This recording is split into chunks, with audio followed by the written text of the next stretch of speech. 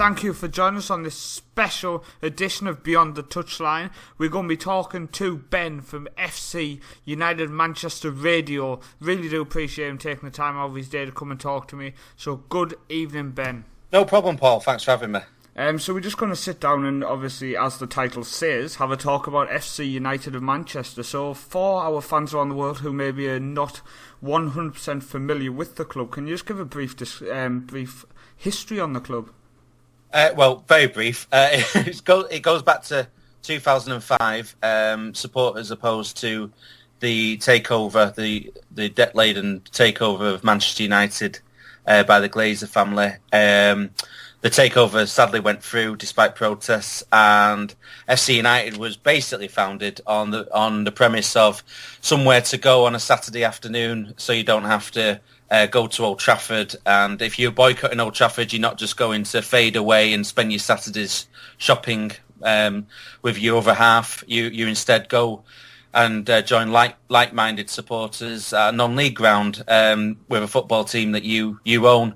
As the years have gone by, we've developed community activities. We've developed as a football club in general, and we've gone through the leagues. We've had a number of promotions, a number of successes, and now we're at a stage where it's no longer really a protest against Malcolm Glazer necessarily, although that's still there. It's more a case of just being a good football club and being part of the community, and also showing a better way that football can be, and a better way for football clubs to be run, taking on board that kind of German model or that Wimbledon model of supporter ownership, and being a champion for it. So now we've got our own stadium, which we completed late last season, and yeah, we're in the National North, which is how many divisions up from that? About 6. I think that's 5 promotions from where we started in North West Counties Division 2, and we're now 2 promotions off the Football League. It's a fantastic journey, and as you say, it's a fans club set up by disillusioned Manchester United fans, but now it's got its own identity, it's got its own supporters. I mean, there's children coming up who have never supported Manchester United, they've never supported Manchester City or Liverpool, they've just supported FC United Manchester. That's true. The age range is quite impressive actually, and the gender balance of the crowd as well. It's mixed really. We've got Reds from the 1960s who attend right through to, as you say, the younger generation, and now we've got roots in North Manchester. That's only going to increase, I feel. Definitely. I mean, it's definitely a growing club, and as you say, run by the fans. I think it brings something unique to the league as well. Absolutely. I mean, it's the model is 1 member, 1 vote. So everyone has an equal share in the club, and we elect a board of 12. 6 1 year, 6 the next year, and it's a properly democratic club. So we vote every year on things like admission prices, or whether we should get a change of kit, to issues like I'm sure we're going to be discussing shortly with regards to television and change of kickoff times and that kind of thing. Definitely. I mean, what we're going to do is we're going to bring it through to the modern year, the modern season. So, as you say, a new stadium has been built. The first game in that was against Benfica from Portugal. And you're in the new league. You're in the National League North now. Many people will know you have, obviously, the Premier League, the Championship, League 1, League 2, then the National League Premier, and then North and South. So what's it like entering a new league and a new stadium at the same time? It's obviously a massive change. You're not going to the same grounds, and you're not going to the same home. I think if you asked anyone at the club about what would be better, would it be better to get promoted into a new stadium or stay in the league and get your new stadium? I think it would be split down the middle. I fall down the middle as well. But it's difficult. It's difficult because you're meeting you've. I think in our first 2 matches we had Wrexham in the supporters Direct Cup, and then we had Stockport County, and they're big clubs in non-league, and our away section isn't quite finished yet. So it it offered many challenges to the club within a couple of weeks of the stadium officially opening. So it's been difficult, but it's probably best to learn as you go, isn't it? And the ground's starting to properly take shape. It feels a lot like home now, a few months into the season.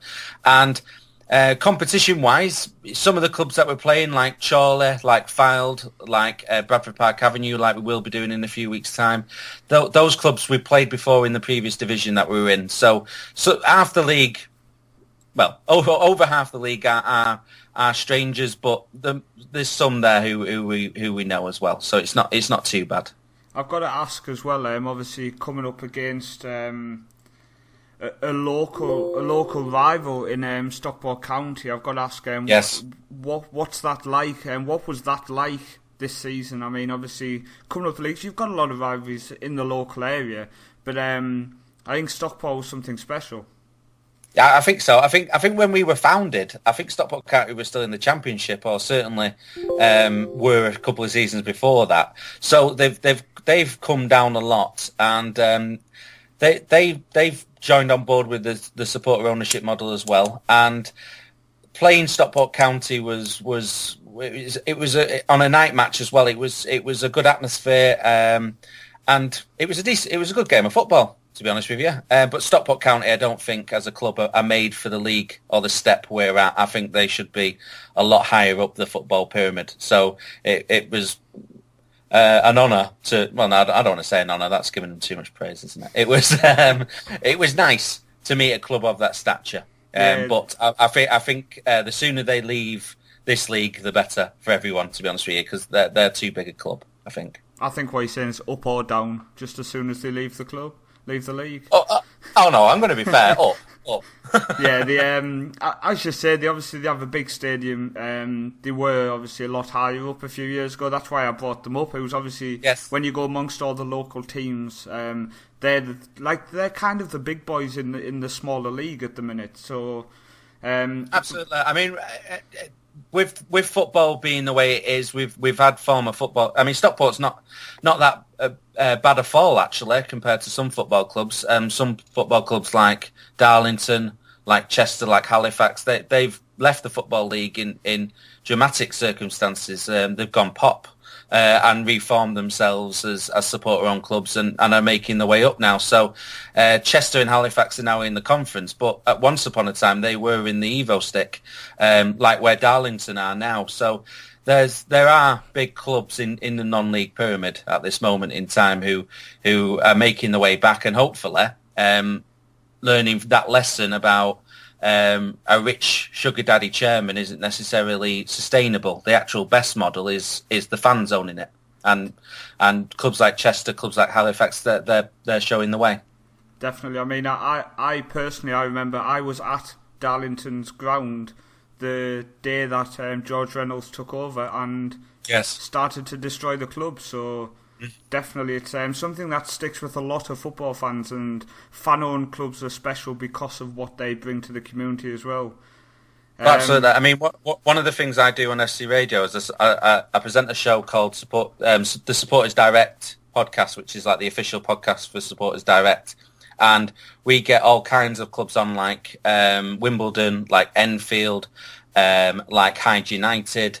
These are big clubs that have, or AFC Rushden and Diamonds is another one, who are now at step 4 of non-league, making the way back up.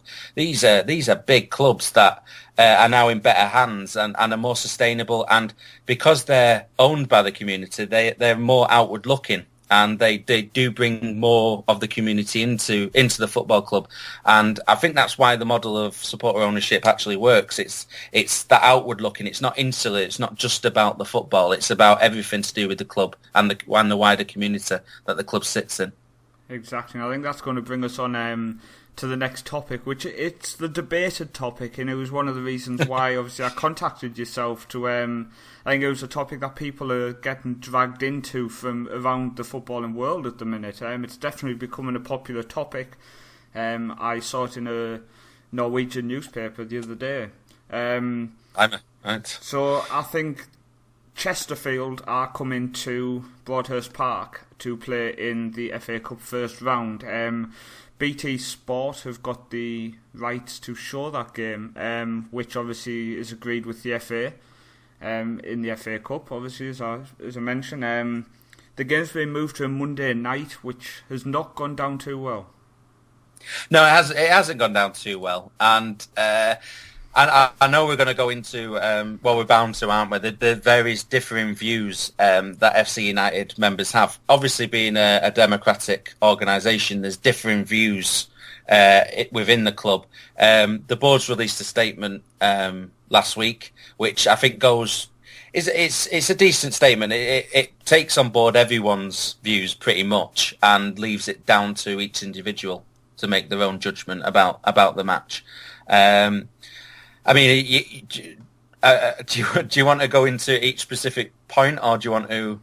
Well, I think it's one of these topics that it does need to be discussed, and I do hope that a lot of FC United fans are listening to this when it goes out on Monday night. Obviously, they can listen on YouTube, iTunes, and SoundCloud, so it is available for many people to no doubt find. There's obviously the topic of the money that comes with it, which I think it's widely known that the stadium still needs a bit of work done to it. There's a lot of improvements that can still be done. So that I think am I right? That's about 67,000 just in the TV money. I believe so. Yes.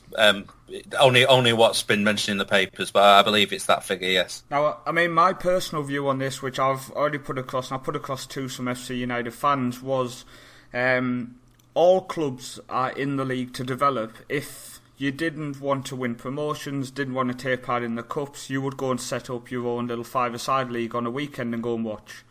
Yes. So at the end of the day, the club is there to progress, otherwise the promotions wouldn't have happened, for example.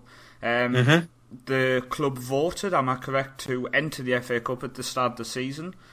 Yes, and there was the comment. I believe at the time, it wasn't the start of the season. It was the first season we entered the FA Cup, which would have been the second season we entered the FA Cup.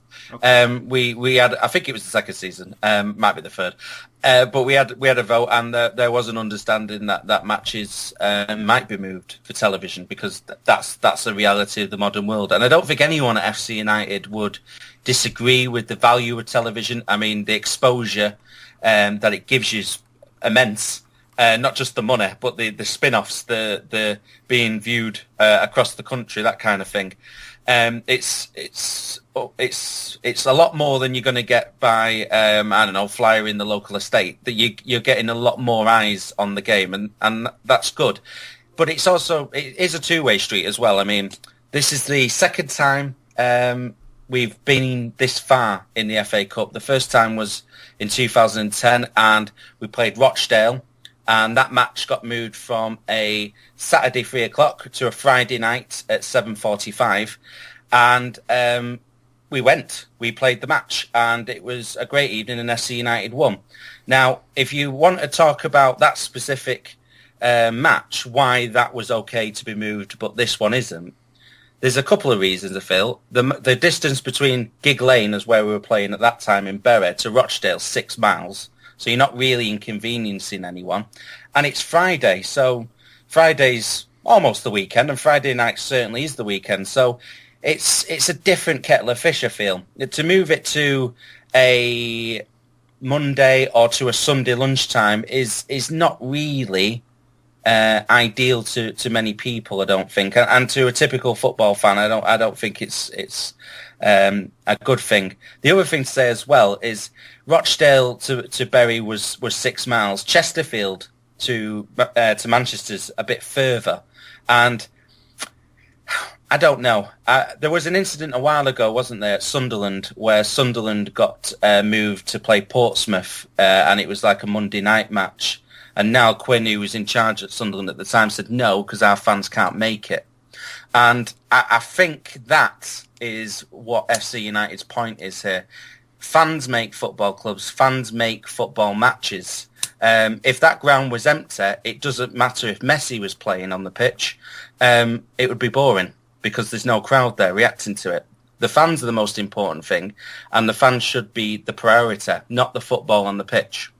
And to this incident where the match got moved and both clubs couldn't agree on whether that was suitable, a few years ago that would have been enough for the match to stay on a Saturday, but for the decision to be cemented by the FA on the grounds that it doesn't matter what the home team think, this match is going to be played on a Monday, I think sets a very dangerous precedent. And to be honest with you, that's what FC United exists for. It's for precedence. It's to basically say you can't put debt on a football club and buy it with that debt. And you can't then treat fans as customers and a marketing opportunity. And you can't move kick-off times to inconvenience football fans. And you can't charge more than £20 to go to an away ground. If FC United stands for something, it's for protesting for these kind of things. And that's why I kind of sit on the side of, I think it is slightly wrong, not because it's TV, not because it's necessarily a Monday night, but because of the way the authorities have behaved with regards to the initial reaction by FC United. I think that's the problem. I think you've nailed everything on the head. So some points I wanted to put across, you've totally crushed. I mean, my honest thought is on it. A lot of FC United fans that have been posting have obviously had an issue with BT Sport, I've seen. Now, I know most are dealing with the FA issue, so I apologise, not most are dealing with BT Sport issues. Let's deal with BT. I mean, when we played Rochdale, I was part of the radio team who played Rochdale. We met John Champion and Craig Burley. We met Ray Stubbs. It was the ESPN there, who I believe BT now own the rights to in this country anyway. And they were great, and the coverage they provided was superb. I don't necessarily have a problem with the sports companies, the television companies, and what they do. What the BBC, what BT, what Sky do is good. What they do is good. And as you said earlier off air, I think it was, that the exposure that they bring is superb. But it's too far tilted in their favour, and there needs to be some kind of understanding that actually what you want is the fans there as well. So there needs to be a halfway house with this, and I don't know. On the same weekend, Salford City are playing Notts County, and that's going to be on the BBC. That's going to be Friday night. That's going to be an epic encounter, and I don't know. I mean, you travel all that way from Nottingham? Do you travel all that way from Chesterfield on a Monday night? I mean, see, it's tough because when I lived in the UK, I was a delivery driver. And I know from Chesterfield to Manchester, it's not the biggest journey. So in terms of that, it's a Monday night. 99% of the fans are going to be at work on the Tuesday morning. So the fact of that matter... Yeah, I completely agree. I think there should be a Sunday lunchtime cut-off on all fixtures for any clubs, to be honest. Even Premier League clubs, to be fair. I tell you what, Paul, I don't get me started on Sunday lunchtime kickoffs. I'm assuming you've been to one. They're so... Everyone's tired. It's I mean, the only thing I can say is for the exposure that this is going to give FC United, it's going to be fantastic. But everybody who gets the exposure doesn't have to deal with the travel. So, I mean, for myself, for example, I will be able to watch it online. I listen to the highlights every single week for FC United, as well as many non-league clubs. I try to catch as much as I can. And it's very rare that I get to watch the actual games unless it's an FA Cup tie like this. Unless I can physically fly back to the UK to watch a match, which doesn't happen. So it's such a tough one. I mean, it is tough, and I think that's why it doesn't necessarily fall on FC United. It doesn't really fall on BT Sport. It falls on the FA, and the FA to overrule that the wishes of the host is, well, it's poor, isn't it? I mean, it's poor manners. You wouldn't go around to someone's house and start redecorating, or start going up to the house and start saying, no, we're not having dinner at that time. We're going to have dinner a different day of the week at a different time, if you don't mind. It's just, I think in this instance, football clubs know their supporters best, or they should do, certainly. And in this instance, FC United's acted. FC United's a democratic club. Board members get elected by the membership, and it's only been a month or so since the board last did a survey with the FC United membership on varying subjects, and one of them was kick-off times, about what day of the week you'd prefer to play other than Saturday, and Friday came out top, I believe, and then Sunday and Monday's low down the list. For obvious reasons, it's a terrible day of the week. It shouldn't exist. I mean, what I was going to say was, the FC United over the years have played a lot of games on a weekday. I mean, there was only a game last week or the week before played midweek on a Tuesday. Yes. So I mean, in terms of the game being put on a Monday night, the fact that it's Monday night, I can't. I mean, I understand it's an issue, but I think the biggest issue is the fact that it's been moved from the Saturday. If it was originally going to be a midweek game, then fair enough. Perhaps. I think the fact as well that the FA has come out and tried to say, well, you've got to charge more money than you normally charge to get in as well. I think that too is a disgrace. They have no right to determine how much a club should charge the fans. I mean, it's frustrating because I'm one of these people that it's a Monday night, deal with it basically. I don't think protests and the way some people have put across ideas is right, because it's going to make FC United Manchester as a club look really, really bad. Some of the ideas that have come across are shocking. Well, some of the shocking ideas. This is democracy at FC United. Some of the ideas, because they're ridiculous, they won't take off because people go, that's ridiculous. But there is a kind of general mood that you mentioned. The BT Sports coming for some stick on some from some camps. Yes, that's true. But the majority of the issue, I believe, falls on the FA and the way they run the competition. And I don't speak for the club. I'm editorially independent from the club, and I think that's where the issue lies with the FA. And there's plenty of campaigns out there being run by the Football Supporters Federation and from Supporters Direct and from clubs themselves about the way authorities behave towards football fans and the way the authorities treat football clubs. And this surely is one to put on the list. This insisting you're going to play at this time and insisting that you're going to have to charge this amount of money. That's where the lines are being drawn here, I feel. And like I said earlier, if FC United exists for one thing, it's to try and change football for the better. And some football fans don't get that. Some football fans don't understand necessarily where some of us come from. Just like back in 2005, people went, "What, you're going to leave Manchester United and set up your own football club? What are you talking about?" That, on the surface, is ridiculous, and not many people would understand it. That doesn't necessarily mean that we're wrong.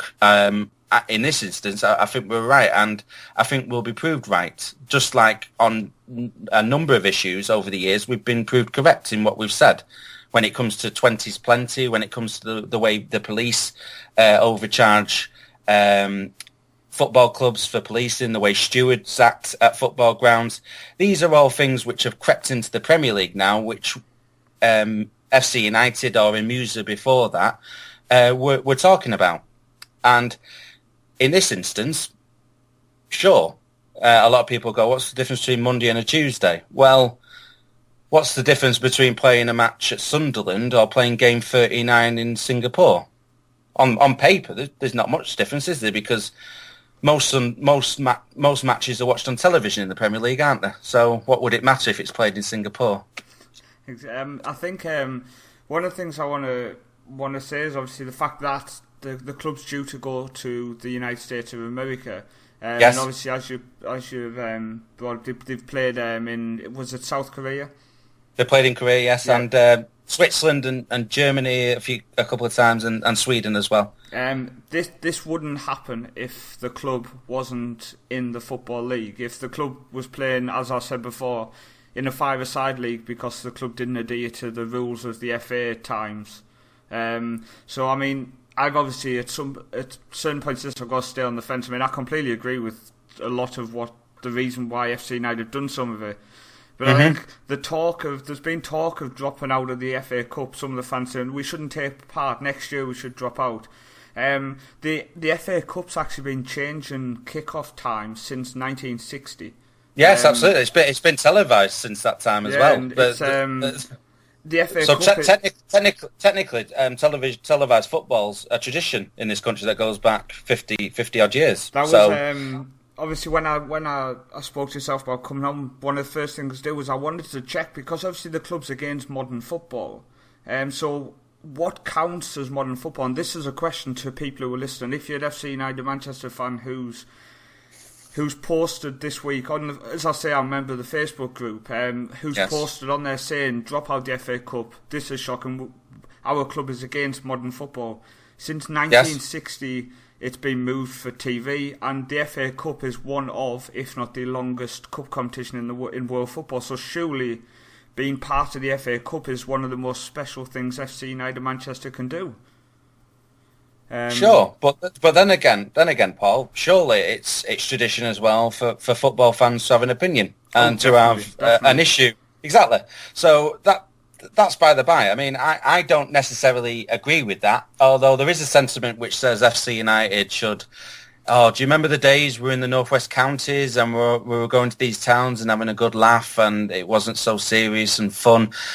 There is a trail of thought in certain clubs, certain supporters that, you know, they'd happily go back to the northwest counties. I'm not one of those people. I think that to change football for the better, you have to be a voice that stands out, and you only have to look at the reaction to this from FC United, going out and putting this statement out. What's the reaction been like in the press, Paul? Well, it's been unbelievable. It's been, like I said, exactly. It's reached the newspapers over here. So the dog and duck doing that, it wouldn't make any waves. But the fact that we're doing that, and the fact that whenever we win a cup, we're on national news, and the fact that if one of our board members sneezes, we're in the Manchester Evening News at least. That's all the reason you need to know of why we need to be in competitions and why we need to do well. In this instance, what you're suggesting, what the general premise is that because television companies hold sway and pay money. I'm a BT Sports subscriber, so technically some of that money's mine.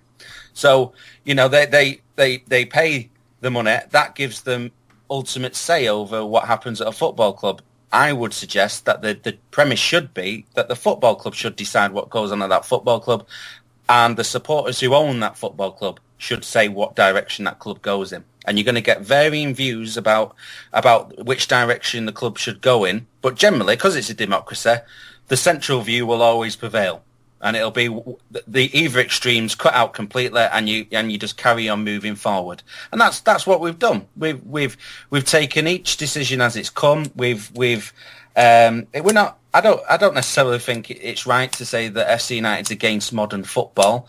I run an internet radio station that runs podcasts. That runs a couple of official podcasts for. One of them's for the Northern Premier League. So we're not against modern football necessarily. It's, when we spoke to ESPN back in 2010, we were starstruck. It was amazing. I've got a commentator who appears regularly on 5 Live, for example. It's not about being against broadcasters. It's not about being against modern football. It's about being against the general direction of travel over the last 25 years since television's money's entered the game, and clubs have inflated themselves with debt, with ever-increasing ticket prices, with ridiculous shirt decisions about, I don't know, the colour of the shirt should change, or we should have a kit out every 6 months. The fact kickoffs get moved at the drop of a hat, the fact police do this, that, and the other with you. The FA ride roughshod over you. Those are the aspects about modern football that not just FC United would like to change, but the Football Supporters Federation would like to change. That Supporters Direct would like to change. That various supporters trusts across the country would like to change. And I think it's best that from my point of view, I'm very proud that FC United's a voice in that argument.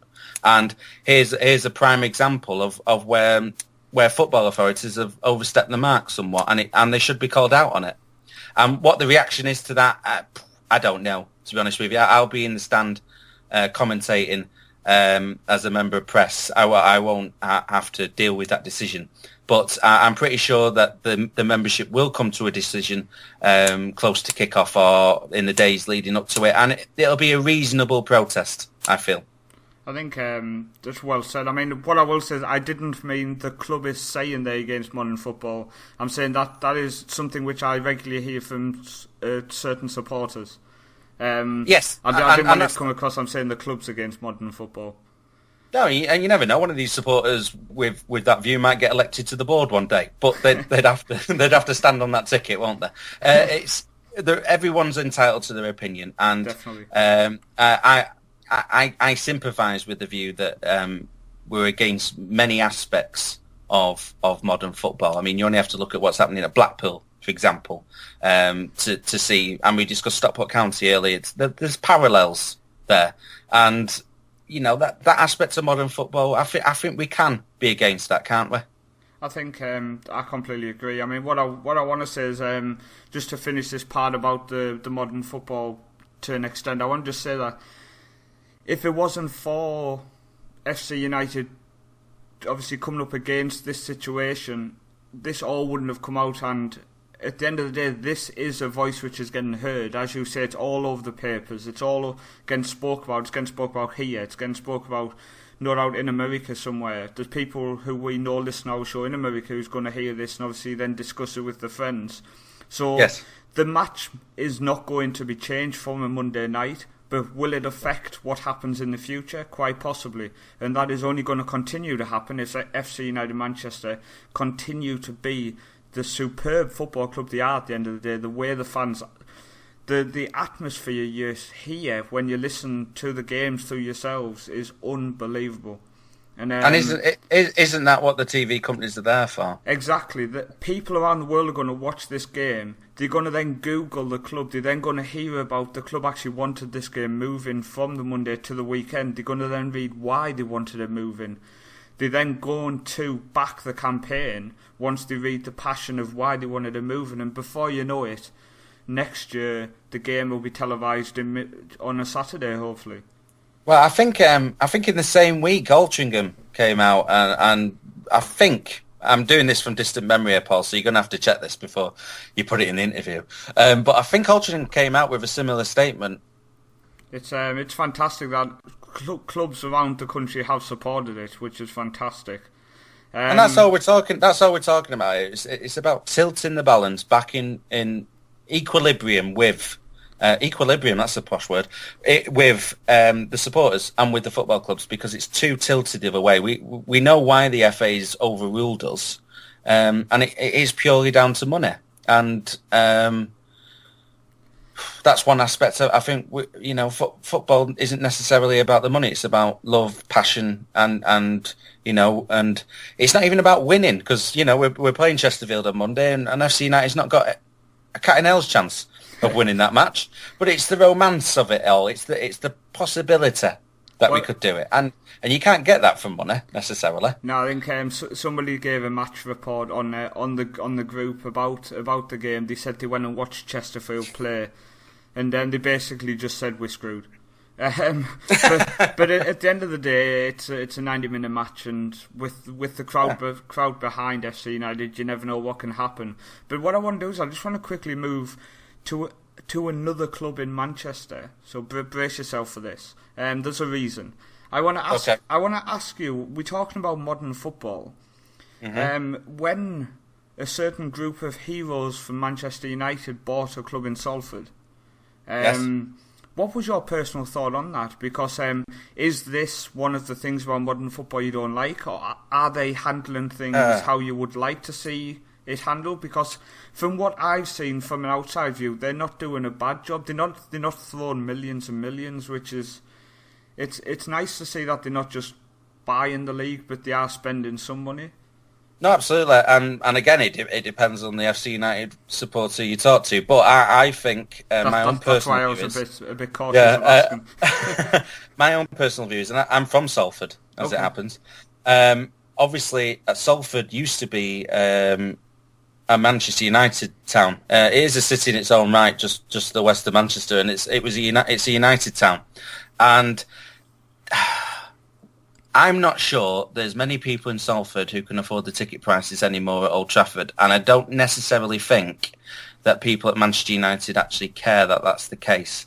Now, Salford City has always been, when I was growing up, I used to go to Salford City occasionally as a kid, and they were in the North West Counties Division 2 at the time, and I think they were playing the Isle of Man or something, and I was struck by how quiet the ground was and how old the crowd was at that kind of thing. We're now in 2015, and these as you said, heroes have turned up and have set out their stall about what they want to do with Salford. And I genuinely believe, I might be wrong, but I genuinely believe that they're doing it for altruistic reasons. I genuinely think they're giving something back to a town that gave them something when they were growing up. And I don't see anything necessarily wrong with that.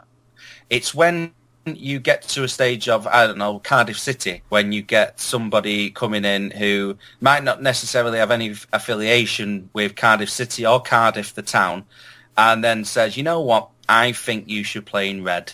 And I know that's exactly what Salford City's owners have done in this case, but it's a tricky one for me. I think some of the things they've done are questionable, but generally, the general direction they're going in, it's ambitious, and from a civic point of view, it's something that Salford desperately needs. So, there you go. No, it was good. I wanted to get the opinion of someone who was local to the area.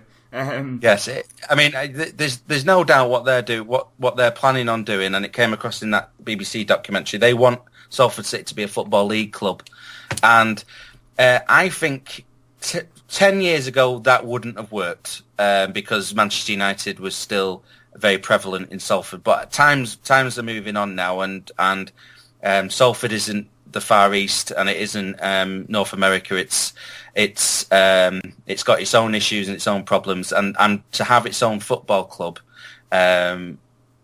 would help. And hopefully, in the next 10 years, when they are in the Football League, because I'm sure it will happen, they can cement the community, and maybe the supporters themselves, who might not even be attending matches at this moment, but in 10 years' time will be, can all group together and develop their own voice. The owners of Salford City would like that. I think they would. I think they definitely come across as nice people. I mean, I grew up in the northeast of England, but I think I've always thought Gary Neville and Ryan Giggs in particular both come across as really genuine people. The others don't speak enough for me to know enough about them. I was going to say, I like Phil Neville. I think he's very underrated. He comes across as a nice bloke, but I've just never heard much about him. Where I've seen a few interviews with Gary Neville based talking about Salford, for example, and then Ryan Giggs. I saw a short one where he went back to his roots. My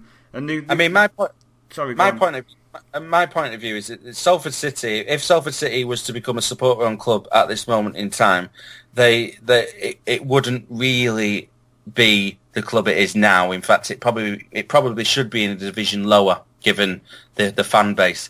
It's that impetus that they brought to it. They're kind of injecting the club with a stimulus it wouldn't ordinarily have. But I'm hoping that one day that club will become a supporter-owned club and would face more outward for the people of Salford, because at the minute it's a football club project. What I'd like to see it turned into is a Salford project.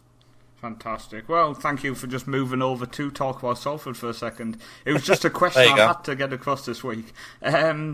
But we'll go back to FC United Manchester. The final question I want to ask you is, as a fan of the club, what is the dream? And what do you want to see happen? Because as you say, some people are quite happy going to the local pub and going to see them play against a village side. Yes. What do you dream of seeing happen? Right, well, you said against modern football earlier. I think at this moment in time, we're at the top tier of non-league. I know the National League exists, but that's predominantly now a professional league with agents. It's essentially just as good as League Two, if not better for some teams. To go into that league would be very, very, very challenging indeed. So my dream is to continue to be a National North club, to have the occasional run in the FA Cup, to one day get to Wembley in the FA Trophy, and to speak up when things should be questioned, and to go, actually, that's wrong. What's going on there? That needs to be questioned. As a football club, I think we can do a lot at the level we're at now, and we can grow the club. We're getting crowds of 3,000-4,000 in the National North, and we're not particularly playing very well. So at this season, anyway. I don't necessarily think that's necessary. Getting promoted year after year isn't necessarily the dream. The dream's to be a very, very successful non-league club that speaks up when it should speak up, and plays its part in North Manchester and the wider city as a whole. So the question is, though, then is with the younger fan, the teenagers, the kids below the teenage years. Yeah. They walk into the shop, they see the Man Uniteds, the Man Cities, the Stockport Counties, the Rochdales, the Oldhams. Yeah. They see clubs there who are maybe battling for promotions. They're in the Football League, they're in the Premier League. Then they see an FC United shirt. As a club who is happy where they are, do you think that's going to attract them in the long term? Yes, because I wouldn't dream of taking my son to Old Trafford to watch a football match because he'd get bored halfway through, and because there's not a lot going on. There's people sitting down watching a game of football, and you're miles away from the pitch in most cases, and your dad's probably slightly upset that he spent all that money because he couldn't really afford it in the first place. So taking your young lad or young girl to FC United, that's quite an experience. It's quite loud. There's stuff going on. The football is of a decent standard. It's obviously not like the Premier League, but the Premier League's more like Pro Evolution Soccer now than the natural real people playing football. These are special footballers, to be fair. So you're going to see non-league football played with passion. There's not much diving going on. Well, not in the Evo stick anyway. There is in the National. But there's not much diving going on. And there's passion on the terraces. And that should be enough to interest any young fan. The majority of football fans watch their football in the pub, don't they? Or at home on the couch. They don't actually go to the stadium. And that's one thing that non-league has over the modern game at the top flight level. It's the fact that you can afford to go to these matches, and there is a decent atmosphere, and there is life at these levels. That's definitely sold it for myself. Well, you're a Darlington fan. You should know this. There's plenty of life at non-league level. You come down from League Two to you went into the Northern League, didn't you? At one point, I was in the Eastern Counties. Yeah, in the Northern League, and it's an adventure, isn't it? Going up the football pyramid and seeing things. And I know certain clubs have certain desires, like Wimbledon's desire when they formed as a supporters club was to get back in the Football League. Your Darlington's desire is to get back in the Football League, as was Chester's. FC United's desire is to be kind of run differently to, I don't know, the Martin Edwards or David Gill Manchester United. It's to try and run a club better in a different way to that model of profit and of shareholders and of big business and of the authorities. And I think we do a good job of that. That's fantastic. FC United of Manchester, come and have a good time. Basically, yeah. It's it's a fantastic selling point. I mean, when you listen to the game or you see the highlights, the atmosphere in the ground. I want to give a special thank you to Richard. He sent me over a lot of footage from the Benfica game, as well as loads of images, and some of the singing from the fans was just unbelievable. Whose hairs on the back of your neck were sticking up. So it's definitely a club I intend on visiting, but before the end of the season, I hope. You should come, man, and you'll be more than welcome to come on the radio as well. Oh, fantastic! Thank you very much. But I want to thank you for coming on. That's the end of tonight's Beyond the Touchline. I hope people have enjoyed it. So I want to thank Ben for taking the time out of his day to come and chat with myself. And big disclaimer, Paul, not the views of FC United, just to say. From myself or Ben. Yes. And stay tuned for next week, where we'll be back for Beyond the Touchline again.